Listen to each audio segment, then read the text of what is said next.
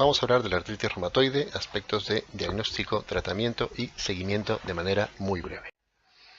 Estos son los criterios diagnósticos ACR 2010 para poder establecer que un paciente tiene o está clasificado como tener artritis reumatoide. Se exigen 6 puntos, ¿no? Daros un minuto para apreciar cómo ciertos parámetros son mucho más importantes que otros, ¿no? Incluso el criterio temporal, ¿no? ¿Cuál es la sensibilidad de estos criterios? Pues actualmente alrededor del 90%. ¿A quiénes debemos aplicar estos criterios? Pues aquellos que tengan una sospecha de enfermedad, no a población general. ¿Cómo es la historia natural de la artritis reumatoide? Pues cursa por brotes. Estos brotes producen inflamación y esa inflamación va generando a lo largo del tiempo mayor actividad histopatológica que a su vez genera lesión radiológica. Esta lesión radiológica es irreversible y conforme la lesión radiológica aumenta, la discapacidad también lo hace. Interesante de notar que conforme pasa el tiempo, los brotes sinoviales son menos intensos, porque el tejido sinovial va desapareciendo poco a poco.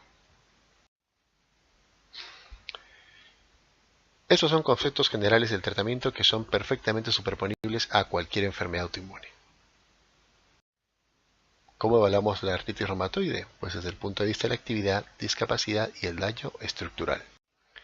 En cuanto a la actividad inflamatoria, utilizamos índices que sintetizan la información, que incluye los valores de reactantes de fase aguda, PCR, VSG, la evaluación global de la enfermedad, que aunque es un dato aportado por el paciente hay que tenerlo en cuenta, pese a su subjetividad, la evaluación del dolor y por supuesto el número de articulaciones afectadas por dolor y por tumefacción.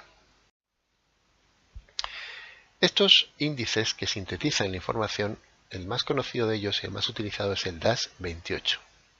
Podemos ver que la fórmula del DAS28 es un poco compleja, pero nos da una información muy interesante porque nos indica, por ejemplo, que el número de articulaciones dolorosas pesa el doble que el número de articulaciones tumefactas. Esto quiere decir, por ejemplo, que una articulación tumefacta puede indicar cronicidad y no necesariamente actividad. Hay otros indicadores como el SDAI, en donde también se incluye de una manera mucho más simple el estado general, pero evaluado por el médico además del paciente. Y como podemos ver, los valores no tienen una ponderación distinta, sino que todos valen igual. Esto es lo que definimos como remisión, un DAS28 menor de 2,6. Entre 2,6 y 3,2 hablamos de baja actividad de la enfermedad y más de 3,2 hablamos de actividad de la enfermedad, o sea que el paciente va mal.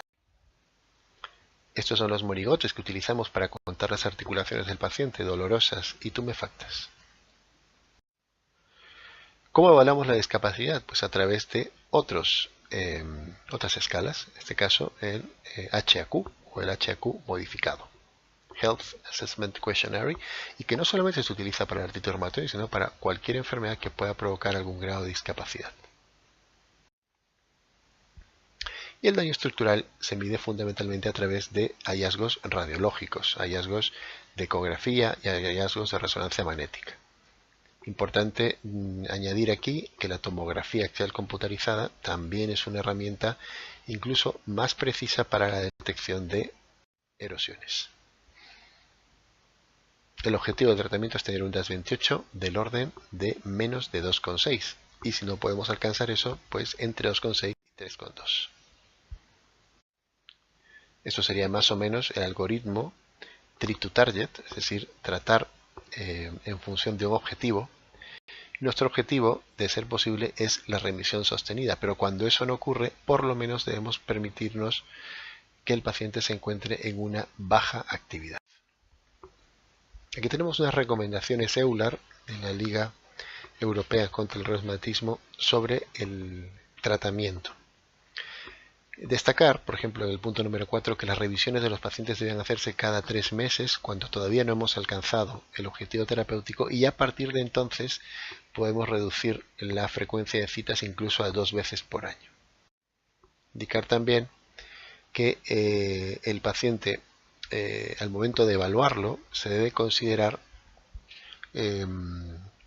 cuáles son las comorbilidades que pudiera tener y que pudieran influir en los datos que él nos aporta cuando le preguntamos cómo se encuentra.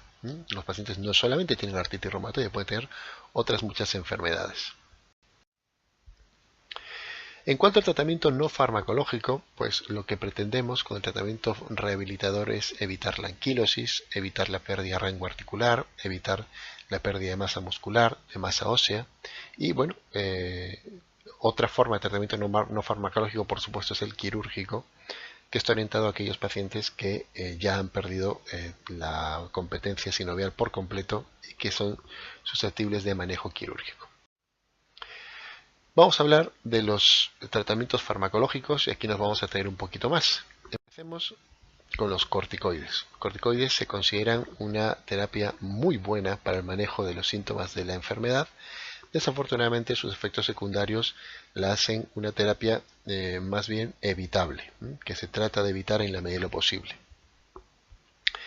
Y lo ideal es tener al paciente con dosis inferiores a 7,5 o 7 miligramos al día, y se considera una terapia que por su velocidad de acción se debe utilizar en pacientes que están recibiendo FAMES por primera vez y que estos FAMES aún no han tenido tiempo de actuar. Otra gran ventaja es que estos fármacos se pueden administrar localmente y esto tiene gran utilidad en pacientes con afectaciones de pocas articulaciones. Aquí tenéis los efectos adversos de los corticoides y aquí tenéis una segunda lámina al respecto. Estas son algunas consideraciones sobre la vacunación en pacientes que reciben tratamiento con corticoides. Y ahora pasamos a los antiinflamatorios. Tener en cuenta que los antiinflamatorios también se pueden considerar terapias puentes, es decir, que los podemos administrar mientras el tratamiento FAME va a empezar a actuar. Hay que evitar su uso de forma prolongada por sus efectos adversos conocidos. Aquí tenemos una relación de los más conocidos de los antiinflamatorios. Toxicidad hepática, y esto es muy importante tenerlo en cuenta como uno de sus efectos secundarios, precisamente porque otros fármacos también tienen toxicidad hepática y se utilizan en la artritis reumatoide. Cuidado también en pacientes con insuficiencia renal, por supuesto en pacientes hipertensos y en pacientes con insuficiencia cardíaca. Fijaos aquí cómo el uso de anticoagulantes incrementa el riesgo de eventos adversos gastrointestinales, lo mismo que una dosis elevada, ¿no? Más del doble de la dosis recomendada, o tener, por ejemplo, una edad mayor a 60 años. Y ahora hablemos de los FAMES clásicos. Los FAMES clásicos son el metotrexato, la salazopirina, la leflunomida y los antipalúdicos. Con excepción de la salazopirina, que se utiliza poco ya en la artritis reumatoide, vamos a hablar de los otros tres. El metotrexato es el más utilizado, el que se utiliza habitualmente de primera línea, es un antagonista del ácido fólico, reduce la adhesión de neutrófilos, tiene un efecto antiproliferativo en fibroblastos y células endoteliales, inhibe la producción de IL-1 y por lo tanto al inhibirla pues disminuye también el reclutamiento celular local. Al ser un inhibidor del ácido fólico, el paciente tiene que ser suplementado con esto semanalmente después de tomar la dosis. ¿Cuánto solemos administrar? Pues aproximadamente entre 5 a 20 miligramos semanales. Más o menos la dosis que utilizamos. El metotrexato tiene una presentación oral y así como subcutánea. Es verdad que es un fármaco que conocemos muy bien, por lo tanto conocemos sus efectos adversos y sabemos que hay que suplementar el ácido fólico mientras este está siendo utilizado. Es muy barato, es un fármaco muy barato y bueno, su más frecuente toxicidad es gastrointestinal. Tenéis algunas de las manifestaciones, pero el más importante, no tan frecuente como la gastrointestinal general, es la toxicidad hepática, que puede conducir incluso a la fibrosis o cirrosis hepática. Pero por supuesto tiene otras manifestaciones hematológicas: leucopenia, trombopenia, anemia, pancitopenia. Otras manifestaciones tóxicas del uso del metotrexate pues está la alopecia, cefalea, estomatitis, dispepsia, ¿no? Y todas ellas son dosis dependiente. Recordar que puede provocar hasta en un 35% de los casos de elevación de transaminasas fibrosis y en un 2% de estos cirrosis.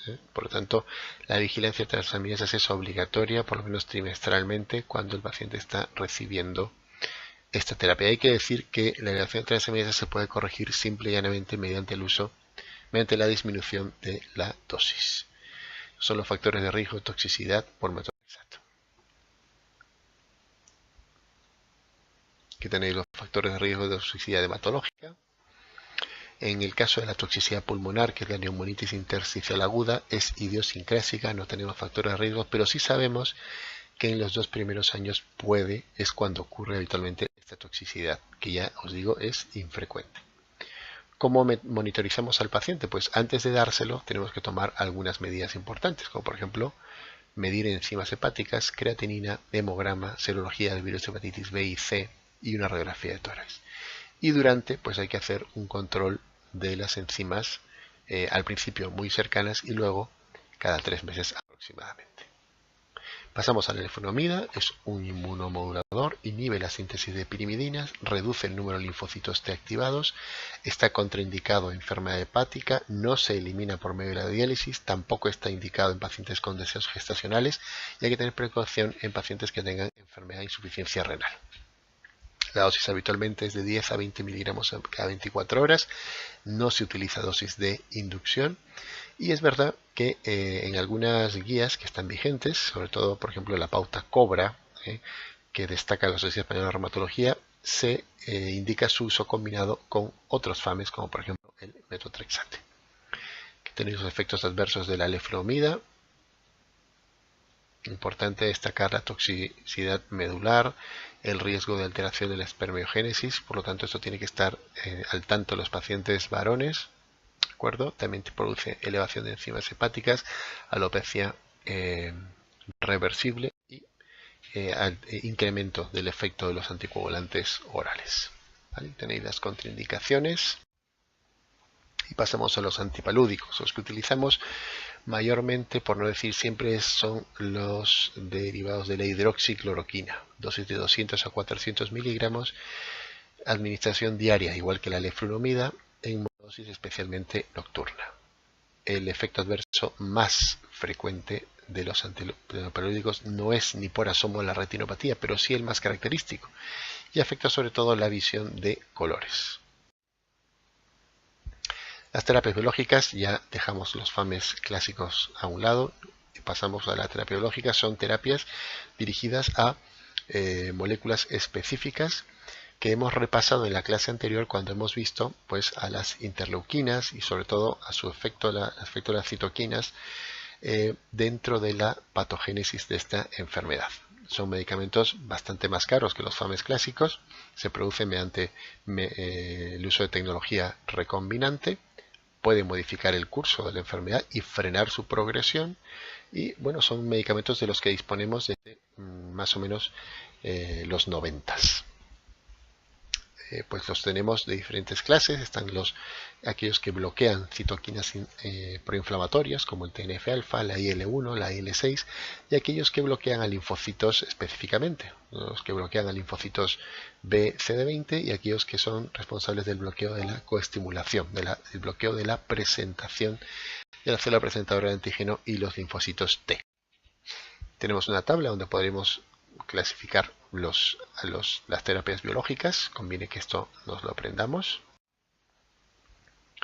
Y empezamos por los agentes anti-TNF. Los agentes anti-TNF reducen la infiltración de células inflamatorias en la sinovia, reducen la neoangiogénesis, por supuesto, reducen la expresión celular de moléculas de adhesión, por lo tanto reducen el reclutamiento, reducen la quimiotaxis, que es el reclutamiento a través de las distintas estratos del vaso, y de manera indirecta reducen los niveles séricos de IL-6 y PCR porque la PCR depende de los niveles de IL-6 y porque la IL-6 depende de la tasa de daño estructural de los fibroblastos.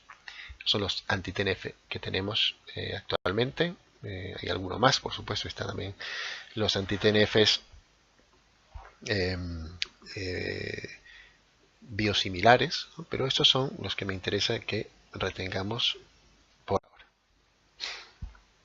¿Cuándo están indicados? En artritis reumatoide, en aquella artritis reumatoide activa con fracaso al menos un FAME por ineficacia o intolerancia.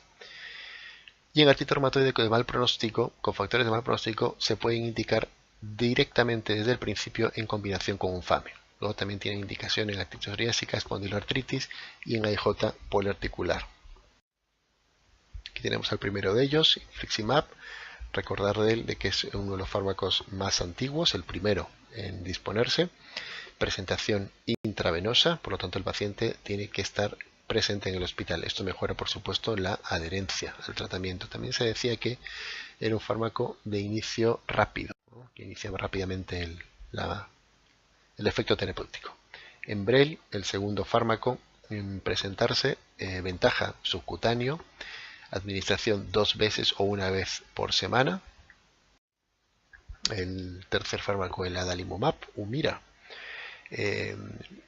se puede administrar a semanas alternas, también es subcutáneo. Tiene la ventaja de que tiene indicación para múltiples indicaciones en artritis reumatoide, también en espondiloartritis, artritis psoriásica, manifestaciones oculares específicas como por ejemplo la uveitis, en AIJ poliarticular, ¿no? Destacar sobre todo la poliindicación. Certolizumab, un fármaco que también se administra por vía subcutánea, semanas alternas. La gran ventaja, quizás lo más característico de este fármaco anti-TNF es que no pasa prácticamente la barrera hematoplacentaria. Por lo tanto, es de elección en pacientes con mujeres con deseos gestacionales. Simponi, el golimumab, un fármaco que se utiliza a dosis de 50 miligramos al mes, una sola dosis mensual, lo cual le da bastante comodidad al paciente. Cuando hablamos de seguridad de los anti-TNF nos tenemos que remitir a los registros nacionales, y el registro nacional más importante es el Biobadaser. Pues sabemos que por ineficacia se han cambiado o se han suspendido el 40% de los tratamientos anti-TNF y por efectos adversos el 41% de los que se han suspendido. Y ahora, los pacientes tratados en general, el 24% se han visto efectos adversos. Infecciones, el más importante, reacciones infusionales, trastornos cutáneos y trastornos cardiovasculares. Cuando hablamos de trastornos de reacciones infusionales nos vamos a referir necesariamente al infliximab. Todo paciente que va a recibir terapia anti-TNF tiene que pasar primero por un estudio de riesgo de tuberculosis. Hay que saber si el paciente ha estado expuesto a la tuberculosis y para eso se utiliza la prueba de tuberculina. Cuando da más de 5 milímetros de diámetro la prueba de tuberculina, pues lo damos por positivo y empezamos quimioprofilaxis. Cuando esto es negativo, se hace una segunda prueba que se denomina booster. El tratamiento profiláctico, la quimioprofilaxis, es con isoniazida durante 9 meses, 300 miligramos al día, y tras un mes de quimioprofilaxis podemos empezar la terapia anti-TNF. Salimos de los anti-TNF y entramos al anakinra, inhibidor de la IL-1. Actualmente es un tratamiento que, aunque esté aprobado para la artritis reumatoide, no se utiliza ya prácticamente. Eso sí, el perfil de seguridad era bastante interesante. Y otra ventaja es que se puede utilizar en monoterapia. Pasamos al anti-CD20, un inhibidor de la célula B. Por lo tanto, es un inhibidor fundamentalmente de la proliferación de la síntesis de anticuerpos, ¿no? Por lo tanto, es un fármaco que estaría muy indicado en pacientes que tienen fundamentalmente esta línea, ¿no? Esta manifestación, o sea, esta cadena histopatológica, anatomopatológica de la enfermedad que va por el lado de la proliferación de linfocitos B. Es un fármaco de utilización parenteral, intravenosa, por lo tanto el paciente tiene que estar en el hospital y hay que premedicar al paciente por riesgo de reacciones infusionales. El abatacept es un inhibidor de la coestimulación, inhibe la presentación del antígeno al linfocito T por parte de la célula presentadora de antígeno. Se administra por vía intravenosa inicialmente y luego también se puede utilizar la vía subcutánea a dosis de 10 miligramos por kilo. Y ya finalmente entramos al tocilizumab, que es un inhibidor de la interleuquina 6 y por lo tanto está indicado en aquellos pacientes con artritis reumatoide que tienen fundamentalmente manifestaciones sistémicas, pero eso no quiere decir que no tenga buena efectividad en pacientes que tienen daño articular también. Entonces es un inhibidor de la interleuquina 6, del receptor de interleuquina 6 que está adherido a la célula y también del receptor soluble de interleuquina 6 que está dando vueltas por la circulación y que en otras también hay que decir que es responsable de los efectos sistémicos de la enfermedad. ¿Vale? Una ventaja interesante del tocilizumab es que se puede utilizar de forma independiente de los FAMES. O sea que un paciente, por ejemplo, que tenga intolerancia al metotrexato o que haya desarrollado alergia al metotrexato o que por cualquier motivo no pueda tomarlo, pues el tocilizumab es una interesante alternativa terapéutica. Y con esto terminamos a grandes rasgos el diagnóstico, evaluación, seguimiento y tratamiento de la artritis reumatoide. Y a continuación pasaremos a resolver casos clínicos en clase. Muchas gracias.